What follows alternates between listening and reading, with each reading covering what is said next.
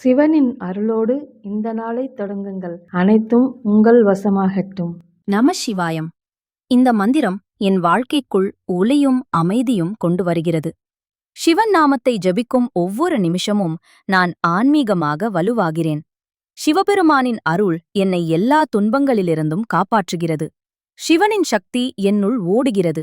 என்னை அமைதியிலும் நேர்மறையிலும் நிறுத்துகிறது.